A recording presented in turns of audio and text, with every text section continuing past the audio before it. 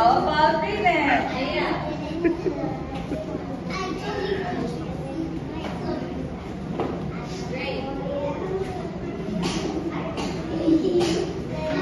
Very good. Okay. Thank you so much, Mr. Gabrielle. Sit down. Okay. Next, we have Cassie and Carl from Kindergarten Yola. There, front. Did you pose? Very good.